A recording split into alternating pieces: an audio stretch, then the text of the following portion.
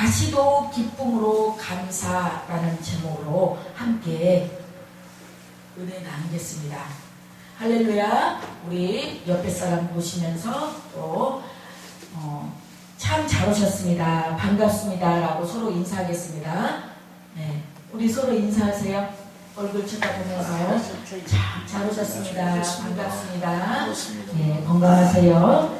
네, 오늘은 교회에서 1년에 한 번 돌아오는 추수감사절이라고 합니다.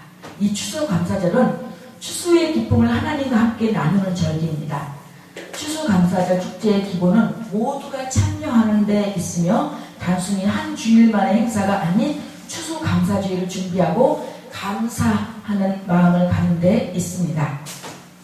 이 성경적인 추수감사절의 유래는 이스라엘 민족이 지키던 세 절기에서 찾을 수가 있는데 유월절, 오순절 그리고 수장절이 그것입니다. 유월절은 이스라엘이 출애굽한 것을 기념하는 절기이며 오순절은 맥주절 그리고 칠칠절이라고도 불리는데 첫 수확을 기념하는 절기입니다. 초목절이라고도 불리는 수장절이 수확에 대해 감사하는 추수감사절의 유래로 볼 수가 있습니다. 이 이스라엘 민족은 이 절기를 기쁨으로 지켜왔으며 하나님께 감사의 제사를 드렸습니다. 현재 교회 내에서 지키고 있는 이 추수감사절은 미국에서 시작되었습니다. 1620년 9월 16일에 영국의 청교도 120명이 종교의 자유를 찾아서 미국으로 가기 위하여 메이플라워에 몸을 실었습니다. 그들은 65일 동안의 항해를 하고 12월 21일 미국 매사추세츠주의 연안에 도착했는데 그들은 풍랑과 식량난으로 많은 고생을 했고 더러는 죽기도 했고 땅을 밟을 수 있게 하신 하나님께 감사의 예를 드렸습니다. 그리고 그들은 땅을 개간하고 나무를 베어 교회를 짓고 열심히 농사도 지었습니다.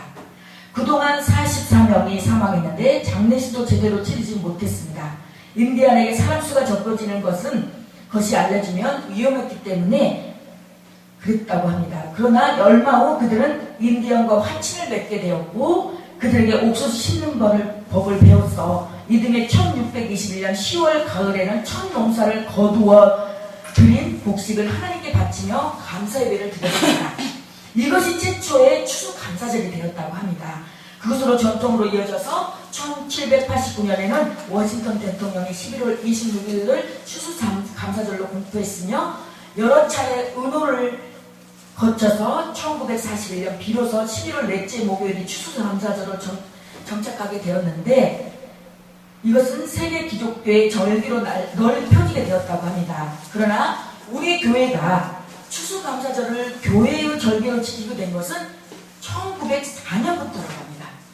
처음에는 장로교 단독으로 11월 10일을 추수감사절로 기념하던 것이 1914년 교회의 선교로부터 회의 결과 따라 미국 선교사가 조선에 입국한 것을 기념하는 뜻에서 지금 11월 셋째 주를 기념하는 뜻에서 쭉 이렇게 이제 지켜지게 된 게 지금 오늘날 한국교회에서 11월 셋째 주일이면 이렇게 추수감사절로 지키게 되었습니다. 네. 그래서 오늘 처음 오신 분도 있어서 이 추수감사절이 뭔가 이렇게 다시 이렇게 짚어주는 시간이었습니다. 네, 다시도 기쁨으로 감사. 저희 어렸을 때 저희 이제 시골은 전라도 완도라는 섬인데 저희 그 뒤에 텃밭에 보면은 탱자나무가 많이 있었어요. 근데 그 탱자나무가 어렸을 때는 유일하게 그게 놀이기구였어요. 그거 탱자가 조그맣고 동글동글하잖아요. 그래서 그거 따가지고 공기하고 그리고 그걸로 총쏘기하고. 근데 그 가시가 탱자나무 가시가 얼마나 찔리면 아픈지 몰라요. 그래서 그거 찔리면은 막 용고 바르고 막 이렇게 피가 또 막 너무 많이 나오는 적도 있었는데 그럴 때 우리가 가시를 찔리면은 누구나 할 것 없이 아픕니다. 가시 찔려서 안 아픈 사람 없어요. 근데 우리가 살아가면서 가시는 누구나 있고 가시는 누구에게나 안 찔릴 수가 없습니다. 그 가시가 때로는 자녀일 수도 있고, 때로는 물질일 수도 있고, 부모일 수도 있고, 친구가 될 수도 있고, 이웃이 될 수 있고, 또 교회에서는 성도가 될 수 있고, 또 성도에게는 또 그 가시가 때로는 목사님이 가시가 될 수도 있어요. 그럼 또 때로는 말이 가시가 될 수가 있고, 그러나 그 가시 속에는 우리 하나님께서 놀라운 예비하신 하나님의 뜻이 있다는 거예요. 그래서 바울의 육체의 가시가 정말 무엇인지는 자세히 모르지만 그것이 무엇인가가 중요한 것이 아니라, 중요한 것은 우리가 가지고 있는 이 가시를 사도 바울도 육체의 가시를 가지고 있었다는 것입니다. 이 육체의 가시를 통해서 깨닫고 얻는 것이 무엇이었으며 그 가시가 주는 유익이 무엇인가를 배우는 것입니다. 사실은 우리 모두가 이 육체의 가시라는 문제를 가지고 있기 때문입니다. 우리의 죄를 대신해서 십자가에 못 박혀 돌아가신 그 예수님도 가시가 있었습니다. 그리고 고난의 대표자 욥도 가시가 있었습니다. 육체의 가시를 고통으로만 생각하면 가시를 원망하고 자신의 생활을 불평하고 저주하며 살게 됩니다. 그렇게 했다고 해서 가시가 없어지는 것은 결코 아닙니다. 우리 많은 이 예수님을 믿는 사람들이 교회 나오면 잘 살고 잘 됐고 복 받고 문제가 해결되고 병도 다 낫고 그렇게 알고 있다가 교회를 오는데, 교회 다녀보면은 어려운 일도 닥치고 힘든 일도 닥치고 또 아프기도 하고 또 때로는 또 사업이 잘 안 될 수도 있고 그런단 말이에요. 그러다가 그렇게 돼버리면 자기가 실망해서 자기 회에 넘어가서 교회 다 와도 별 볼 일 없어, 별거 없어, 그리고 안 나와버린단 말이에요. 그러면은 누구만 손해요? 나만, 내 자신만 손해요. 그걸 가장 좋아하는 것은 사탄 마귀가 가장 좋아해요.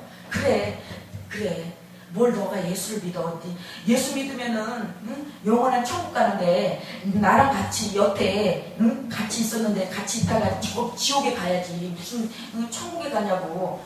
사탄 마귀들은 자꾸 교회 가는 거 못 가게 하고 말씀 듣는 거 못 듣게 하고 자꾸 내 마음에 정말 불안하고 초조하고 자꾸 평안함이 없게 해서 예수님과 멀어지지 않는다는 거예요.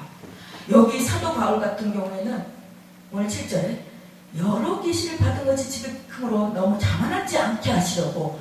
근데 사도 바울이 뭐 때문에 자만한 것을 자만하지 않게 하기 위해서 내 육체에 곧 사탄의 사자를 주셨다고 했을까요?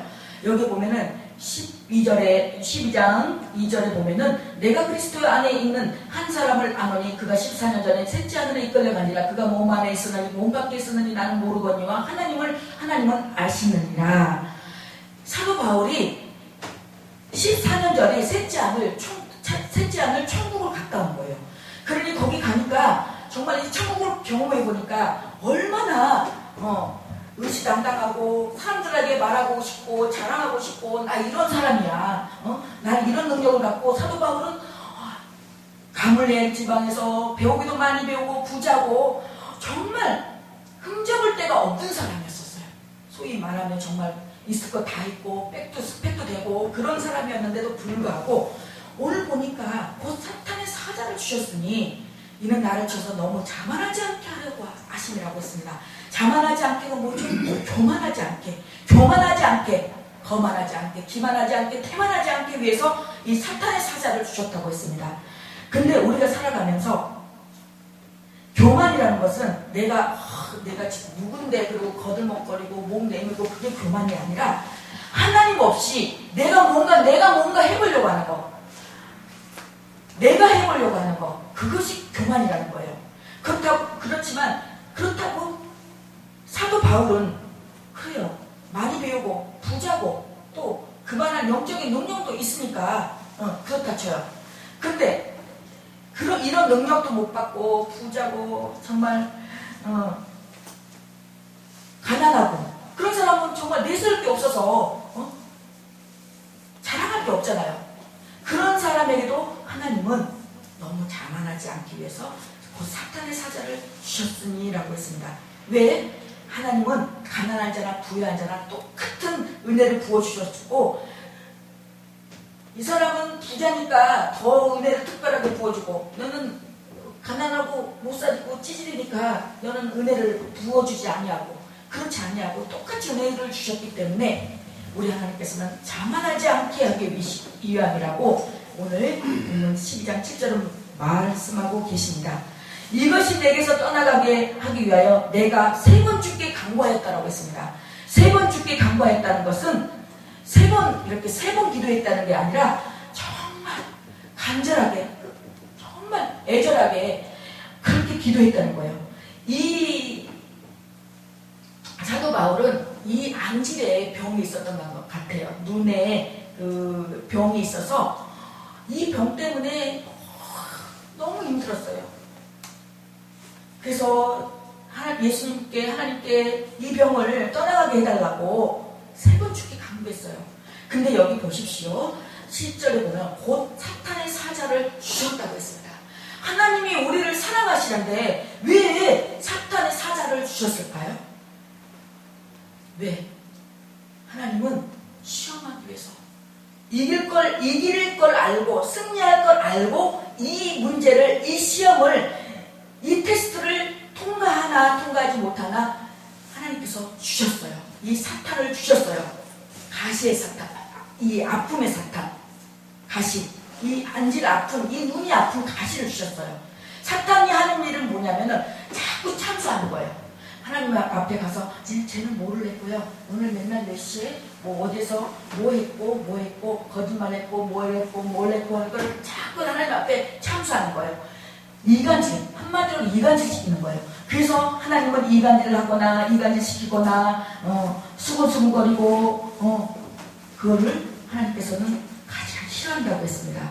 여기 보면은 20절에도 보면은 21절에 또 내가 다시 갈 때에 내 하나님이 나를 너희 앞에 낮추실까 두려워하고 또 내가 전에 죄를 지은 여러 사람의 그 행한 바 더러움과 음란함과 호색함을 회개하지 아니함 때문에 슬퍼할까 두려워한다고 했습니다.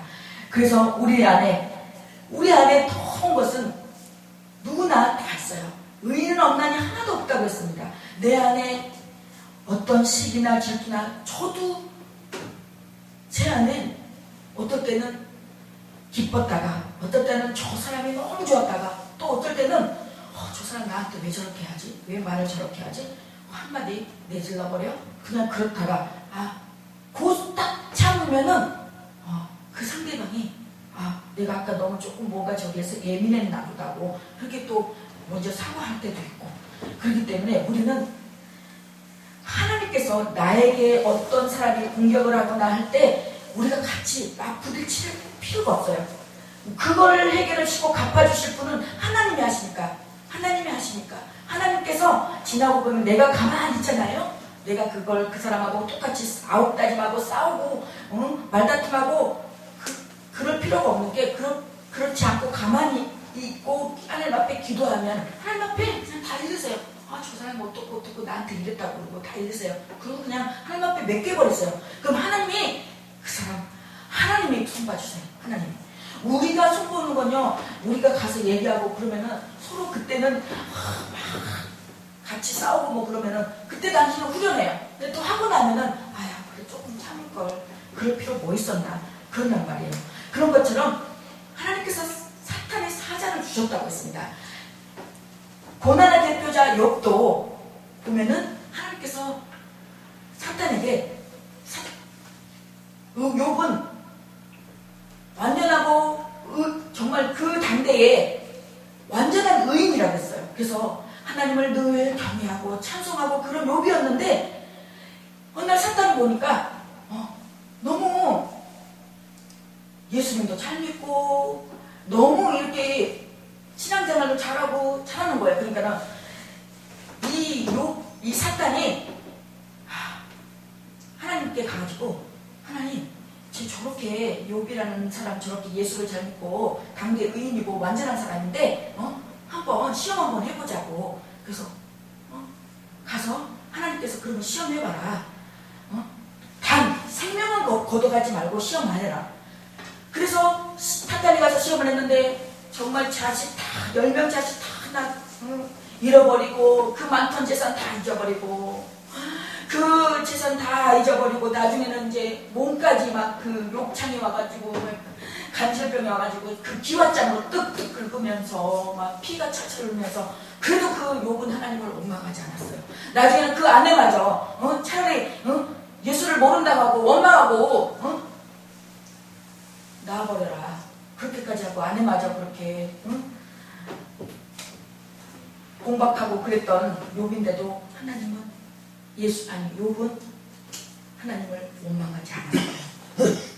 그래서 우리가 이 모든 것들은 어떤 고통이나 아픔이나 질병이나 어떤 문제가 생겼을 때 나의 죄로 온 것인지 아니면 하나님께서 나에게 더 큰 믿음을 주시기 위해서 나에게 더 큰 복을 주시기 위해서 테스트하는 건지 잘 하나님 앞에 묻고 기도하고 나 자신을 돌아보아야 됩니다. 그래서 구절에 보면 나에게 이르기를 내 은혜가 내게 족하도다 이는 내 능력이 약한 데서 온전하여 짐이라 하신지라. 이렇게 사도 바울은 나의 이 병을 고쳐달라고 그렇게 간구하고 애절하고 구했는데도 불구하고 하나님께서는 이 사도 바울에게 내 은혜가 내게 족하도다. 있는 걸로 그냥 그 병을 안고 그냥 있는 대로 내게 좋게라. 족하다고 생각해라. 그것 때문에 너 능력이 약한 데서 온전해지기 때문에 그거 그냥 치려고 하지 말고 막 고치려고 애쓰지도 말고 그거 아플 때마다 기도하면서 그냥 안고 가라 그거예요. 우리가 자 집에서도 가정에서도 보면은 어느 집안이나 보면은 얘기 들어보면은 꼭 이 자녀도 이 속썩인 자녀 하나는 있고 꼭 얘기 들어보면은 주위 사람 얘기 들어보면 다 그렇더라고요. 예. 근데 지나고 보면은 저희 집안에 제가 1대로 예수 믿는 집안에서 예수 믿는 사람으로 제가 목사가 처음 나왔는데 저희 집안도 우상 집안이었어요. 우상 집안이고 저 어렸을 때만 해도 큰 구슬 몇 번 하고 또 바다라서 거기는 그 바다 용양제한테 가서 저를 제사를 지내고 그랬던 집안이에요. 그러니 얼마나 심지어 정말로 구슬 안 하면은 우리 큰언니가 너무 아팠어요. 아파고 이유 없이 쓰러지고 그래서 구슬 하면은 괜찮아지고 이걸 반복하다가 이것도 이 비용도 만만치가 않잖아요. 그래서 제가 이제 전도사 되면서 제가 하지 말라고 그랬어요. 하지 말라고. 그때부터 오히려 언니가 쓰러지고 그렇게 아프지 않았지만 언니는 아무렇지 않았어요. 네, 아무렇지 않았고 또 그걸로 인해서 또 저희 또 여동생도 이런 아픈 가운데서도 제가 그 시골에 섬이니까 교회를 가려면 배를 타고 나와야 돼요. 그리고 태풍이 불면은 배도 움직이지를 못해요. 그래서 저기 동네에 딱 권사님 한 분이 교회 다니시는 분이 계시는데 그 권사님한테 통해서 얼른 교회 가서 목사님 모셔다가 예배 신방 드리라고 그래서 그때 신방을 드리고 우리 집에 신방을 드리고 엄마 아버지가 예수를 믿게 됐어요. 근데 지금 이제 연세가 드시고 배도 타고 가야 되고 그래서 제대로 나가지를 제대로 못했어요. 그러니까 많이 아프신 게 느껴져요. 이렇게 제대로 이 하나님과의 관계를 못하니까. 근데 여기 보면은 저도 지나고 보면은 그런 가정들이 저도 예수님을 몰랐을 때는 잘 자라는 옆에 이 가정이 이 화목하고 이렇게 평탄하게 지나온 가정들을 보면 참 부러웠어요. 나는 왜 그럴까? 나는 왜 이렇게 태어났을까? 너무 힘들고 막 진짜 울기도 참 많이 울고 그랬었는데 제가 예수를 믿고 나니까 쭉 이렇게 지나보니까 이 통해서 이런 과정들을 통해서 저를 거기서 건져서 예수님을 믿게 하고 그리고 또 주의 종이 되게 하고 그래서 이 집안을 예수의 가정으로 만들게 하는 하나님의 계획하심이 있었구나. 얼마나 감사한지 몰라요. 그래서 왜냐면은 내가 웬만한 평범하게 살아온 가정에서 자라고 아무 문제 없이 아무 어려움 없이 자랐다면 내가 과연 하나님 예수님 잘 안 믿었어요. 왜냐면 저도 제가 예전에 예수님을 만나기 전에 텔레마케터를 했었어요. 그래서 텔레마케터를 해가지고 참 직장으로도 웬만큼 안정적으로도 다녔었고, 그래서 저도 이 상담원을 했었는데 상담원 하면서 안 해본 게 없어요. 뭐 보험으로부터 시작해서 뭐 이런저런 다 했었는데, 하다가 어느 날 제가 하나님께서 딱 이 신학을 가라고 하는데 안 가니까 자꾸 미루고 삐되니까 제가 그때 이렇게 다녔던 그 보험 계약자들이 다 해지를 해가지고 정말 이거는 뭐 어떻게 할 수가 없더라고요. 그래서 이거 뭐 그 고객들 다 찾아가면서 뭐 그렇게 해야 되는 상황도 아니었었고, 그래서 제가 느낀 게 순종해야 되겠구나. 순종. 그래서 이 과정 속에서 내가 왜 또 이런 과정을 거치게 했을까? 지나고 가서 돌아보니까 내가 또 언젠가는 또 이런 거쳤던 과정을 얘기할 때가 뭔가 있을 간증거리가 되겠구나. 라는 그 마음에 우리 하나님께서 이 과정을 거치게 했으리라고 생각합니다. 근데 여기 보면은 그러므로 도리어 크게 기뻐함으로 나의 여러 약한 것들에 대해 자랑하리니 이는 그리스도의 능력이 내게 머물게 하려 함이라고 했습니다. 그렇습니다. 근데 이 사도 바울은 도리어 크게 기뻐함으로 나의 여러 악한 것들에 대하여 자랑하리니 이는 그리스도의 능력이 내게 머물게 하려 함이라고 했습니다. 세상에 누가 나 약한 거, 나의 문제점, 나의 연약한 거 자랑하고 싶은 사람 없을 거예요. 저도 그래서 지나고 보니까 중학교 때 예수님을 만나기 전이었었기 때문에 항상 친구들하고 가까이 이렇게 내 안에는 항상 외로움과, 중학교도 거기는 섬이기 때문에 나와서 자취를 했어야 됐어요. 그래서 일주일에 한 번씩 토요일날 엄마한테 갔다가 그리고 일요일날은 이제 다시 또 학교 다녀야 되니까 또 부르고 왔는데, 그런 모습 속에서 그런 것 때문에 그랬는지 굉장히 제가 소심했었어요. 그래서 친구들과 잘 어울리지도 못하고 말도 잘 안 하고 그냥 내 할 일만 하고 그렇게 있었는데, 이제는 내가 어려운 부분, 그런 부분을 혹시라도 친구들이 알까봐 숨기고 그냥 나를 포장하고 그랬는데 주위 사람들한테, 지금은 내가 그것을 오히려 이제는 자랑해요. 내 그런 약함을 통해서 상대방이 조금이라도 위로를 삼고 소망을 얻고 힘을 얻고, 그래서 주님을 알고 주님께로 돌아오고 그 영혼이 구원받아서 영원한 생명을 얻는다면은 나의 그 약함, 나의 그 자랑해.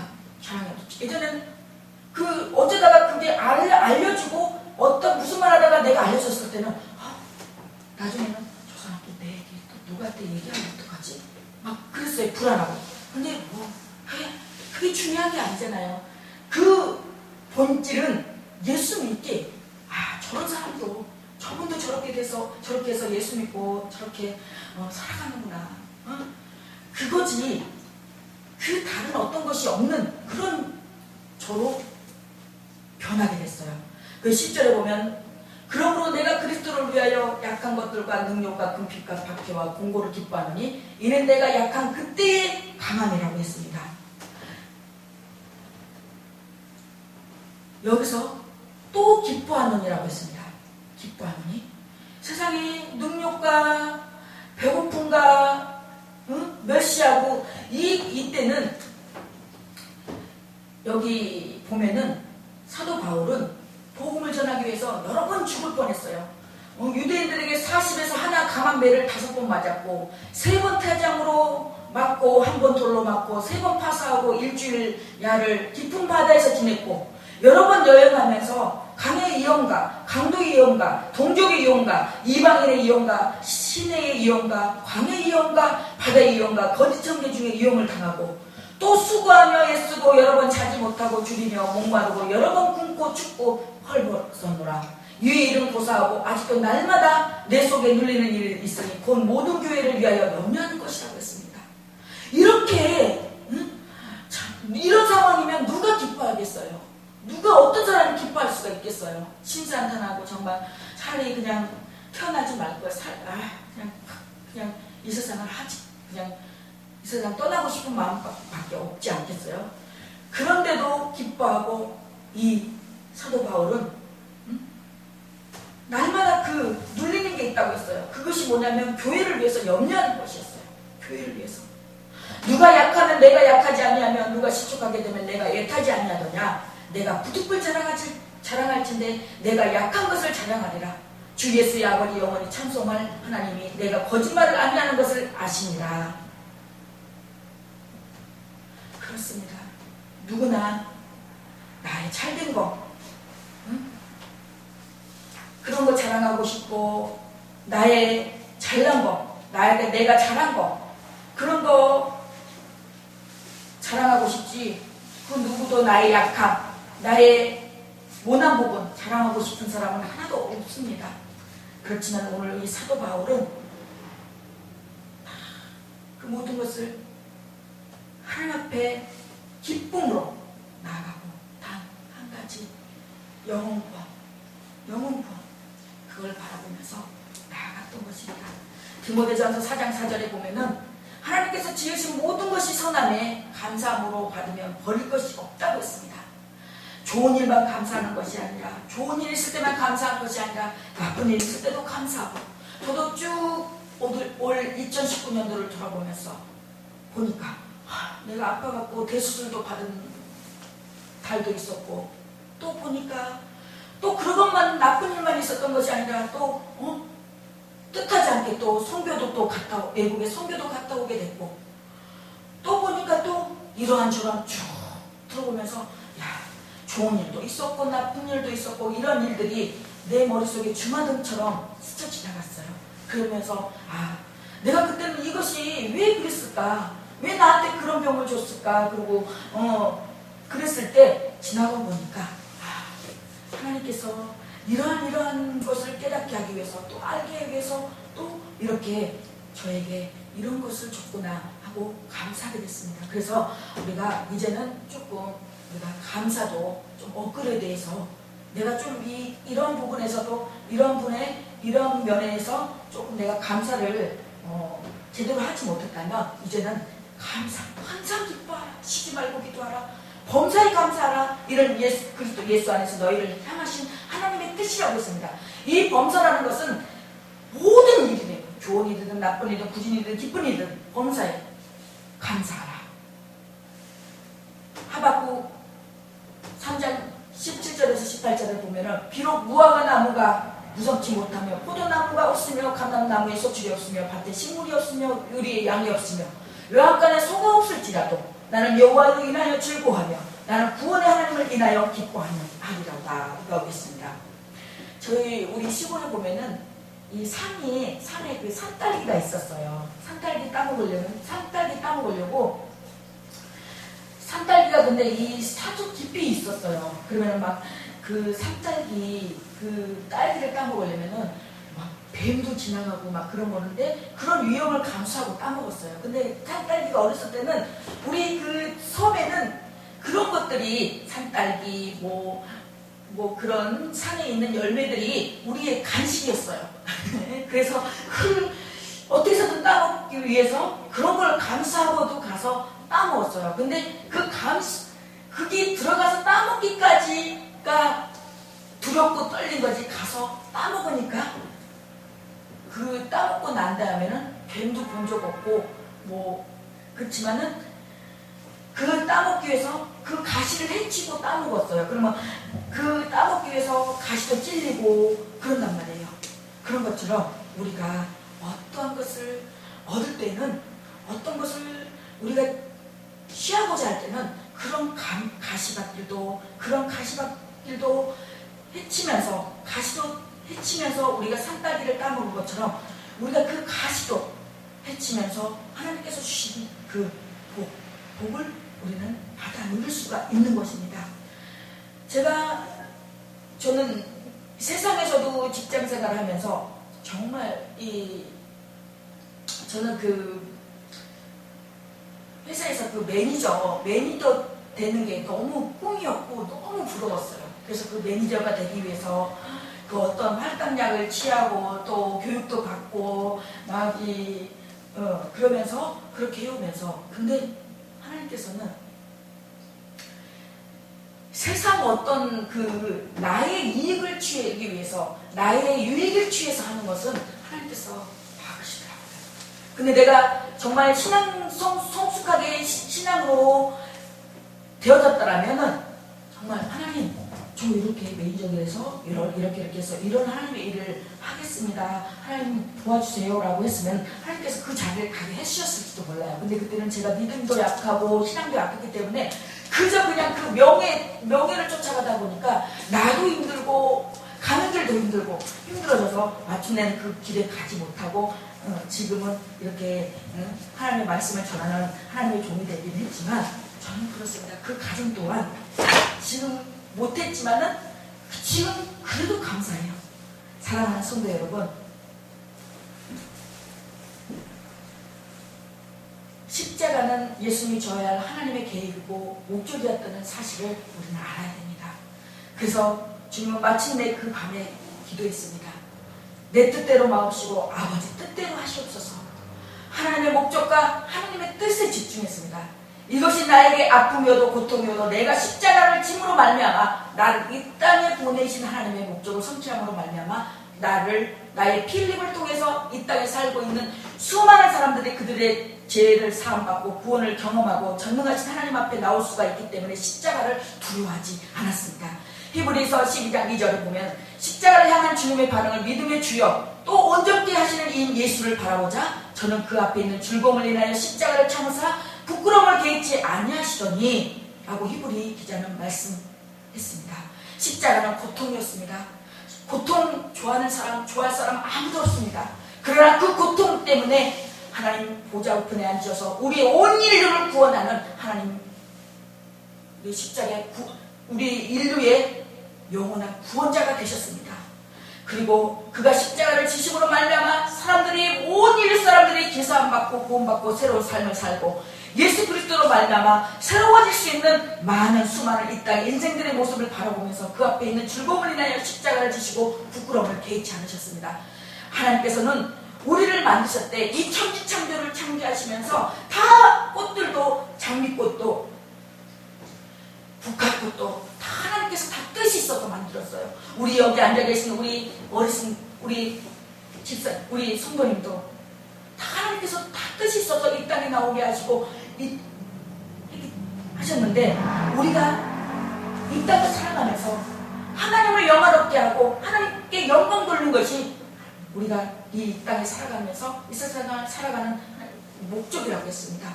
그 목적을 우리가 이 가치를 제대로 누리고 살아갈 때 우리의 기쁨이 넘치고 삶의 기쁨이 넘칩니다. 저요, 예수님을 만나기 전에는 저도 물질적으로 벌 만큼 벌었고 누릴 만큼 누렸어요. 근데 나중에는 저도 그랬지만 나중에는 모든 것이 허무하고 뭔가 이게 채워지지 않는 이 공허함. 그래서 정말 때로는 세상적으로 나가서 이렇게 즐기기도 해봤지만 그러면 그럴수록 더 밑에 바닥에 더 떨어지는 것 같은 그런 기분. 그렇지만 주님을 만나면서 그런 게 싹 없어졌어요. 없으면 없는 대로, 있으면 있는 대로. 그게 그 가치가 경지가 이제는 하나님의 뜻하심에 맡기게 되더라고요. 그래서 목사니까 그렇다고요? 아니요. 목사 떠나서 우리는 누구나 다 그렇게 하나님의 은혜를 누릴 수가 있습니다. 사랑하는 성도 여러분, 바울 사도도 예수님을 본받아 육체의 가시의 의미를 깨달았습니다. 가시를 통한 약함을 통해 겸손을 배웠습니다. 약함을 통해 하나님의 강함의 통로가 된 것을 깨달았습니다. 약함을 가지고 끝까지 주님을 섬기되 억지로가 아니라 감사함과 기쁨으로 섬겼습니다. 이 본문이 우리에게 주는 교훈이 바로 이것입니다. 지금의 약함과 가시를 다만 고통으로만 보지 말라는 거예요. 지금의 약한 가시, 그 약함과 가시가 자녀가 될 수도 있고 부모가 될 수도 있고 형제가 될 수 있고 이웃이 될 수 있고 물질이 될 수가 있어요. 그렇지만 그것을 보지 말고 하나님께서 계획하신 뜻과 하나님의 능력이 나에게 뭔가 다른 것을 더 주시기 위해서 그런 거다 하고 위로함 받고 그렇게 나가라시라는 겁니다. 불을 지렸는데도 하나님께서 응답하지 않았다면 하나님의 계획이 있습니다. 내가 강하고 온전하고 능력이 있어야만 하나님의 일을 하는 것이 아니라 그런 것들은 다 주님의 것입니다. 그래서 주님과 함께 일해야 하는 것입니다. 주님과 함께 일하기 위해서는 온전히 주님을 의지해야 되기 때문에 주님 주신 가심을 깨달아야 합니다. 결국 가시는 아픔만은 아닙니다. 하나님이 쓰시는 도구입니다. 그러므로 가시를 미워하지 마세요. 원망도 하지 마시고 오히려 그 가시를 위해서 감사하고 귀하게 여기고 또 그렇게 생각하고 가시를 보면 주님 앞에 귀한 보배를 만드는 재료입니다. 고통은 삶에서 매우 큽니다. 그러나 고통보다 더 큰 것은 하나님의 은혜입니다. 하나님의 은혜가 있으면 어떤 시련, 고난, 환난도 승리할 수 있고 이겨낼 수 있고 헤쳐나갈 수가 있습니다. 성도 여러분, 가시를 통해 바울 사도와 같은 은혜의 사람, 하나님께서 귀히 쓰임받음을 받는 사람, 하나님의 영광을 나타내는 성도님들이 되시기를 예수님의 이름으로 축원합니다. 성도들에게 가시도 귀한 것으로 쓸 수 있다고 하면 믿는 성도들에게 있는 모든 것은 다 큰 축복입니다. 세상의 헛된 것을 바라보지 말고 지금 하나님께서 내게 주신 것을 가장 귀히 여겨 그것으로 큰 은혜와 축복을 받는 성도가 되시기를 주님의 이름으로 축원합니다. 아멘.